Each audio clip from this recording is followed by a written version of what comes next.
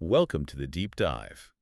Today we're plunging into something really fascinating, the world of swirling, hypnotic sounds in music. Yeah, it's a great topic. We're talking Univibe rotary effects, Hmm. sounds that really defined entire genres. Exactly. And our mission for this deep dive is to trace these effects right back from, the big mechanical contraptions to the pedals we see today. It's quite a story, actually. Lots of twists and turns, going chronologically, pulling out the key bits. Right, giving you the essentials. So let's start way back, shall we? Like the 1940s. Okay, yeah. The origin point for that rotating sound is really the Leslie speaker. Invented by Don Leslie, what exactly was he trying to do? Well, he wanted to make the Hammond organ sound less static, more alive. He basically built this cabinet where parts of the speaker physically rotated. Physically rotated. Yeah, either a high-frequency horn spinning around or sometimes a baffle in front of the low-frequency woofer. It used the Doppler effect, like an ambulance siren changing pitch as it passes. Ah, okay, so the pitch and the volume would wobble. Exactly. It created this incredibly rich, swirling sound, kind of a mix between chorus and tremolo, but really organic and complex. So these Leslie cabinets, like the famous Model 122, they were mainly for organs at first. Primarily, yeah. They became almost synonymous with the Hammond B3 sound in jazz, gospel, rock, but guitarists heard it. And they wanted in, despite the size. I mean, those things are huge, right? Oh, massive. And heavy.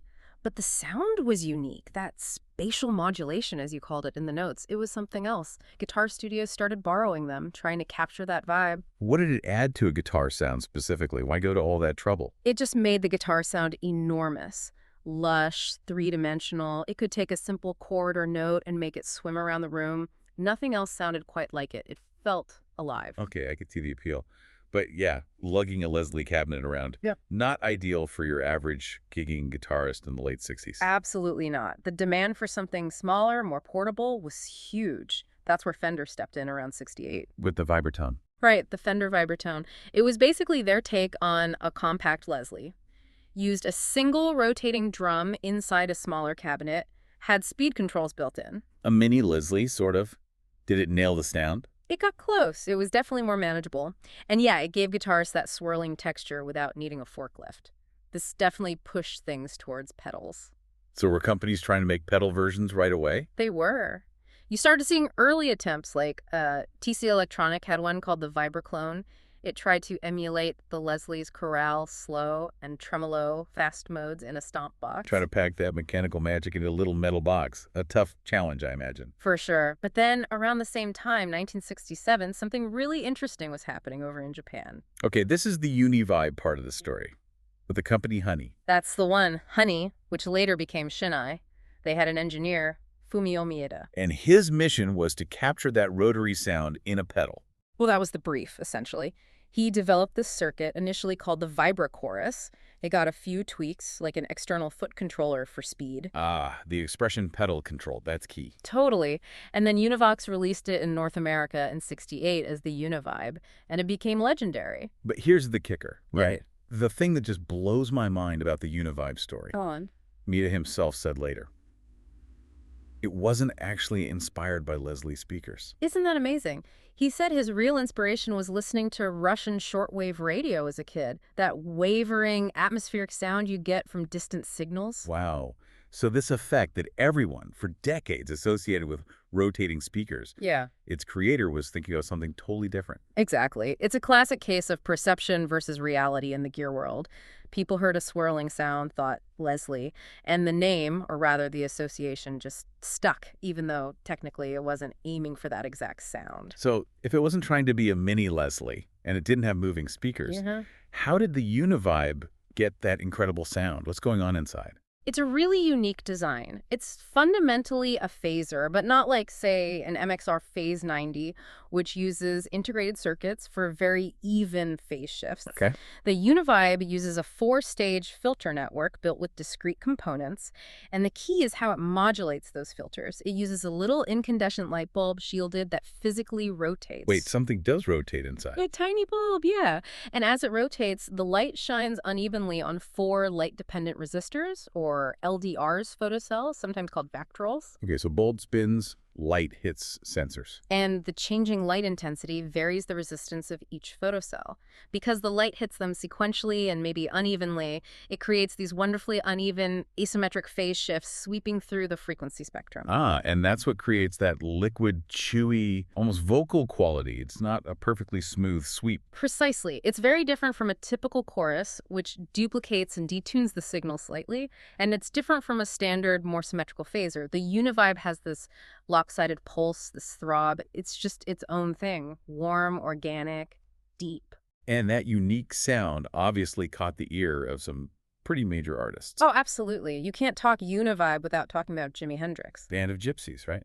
Machine Gun. That's the prime example. Those incredible warbling textures on his solos. It sounds like the guitar is almost crying or talking. It's just drenched in Univibe. Totally iconic. And Robin Trower. Yeah, Trower basically built his signature sound around it, especially on the Bridge of Sighs album.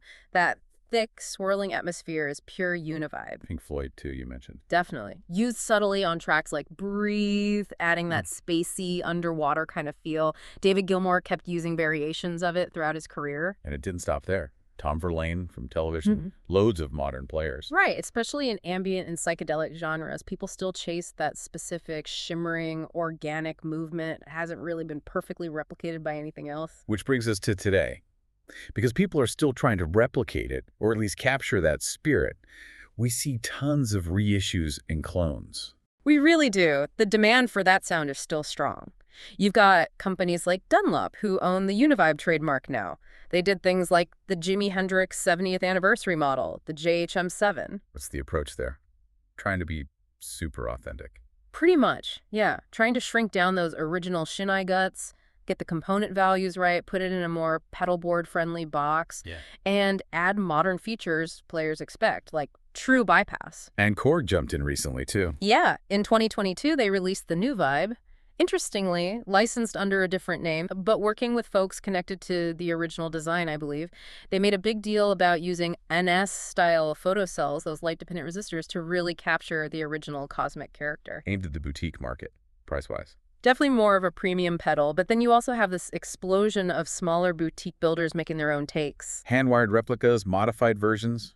Exactly. Some are obsessive about historical accuracy. Others add new features like more control of the waveform, maybe stereo outputs, different intensity modes, faster or slower speeds, really exploring the potential. So the analog dream is alive and well, but we also live in the digital age. How does that fit into the rotary and Uni-Vibe story? Well, digital signal processing, DSP, has gotten incredibly powerful.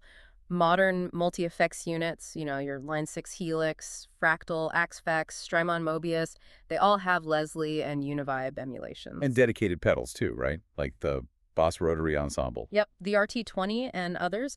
These units use complex algorithms. They basically analyze the physics and acoustics of a real Leslie 122, how the horn spins, how the drum spins, the interaction, the cabinet resonance. They model all that digitally. With remarkable accuracy, honestly. They can often simulate the separate speeds and acceleration of the horn and drum, capture the microphone placement.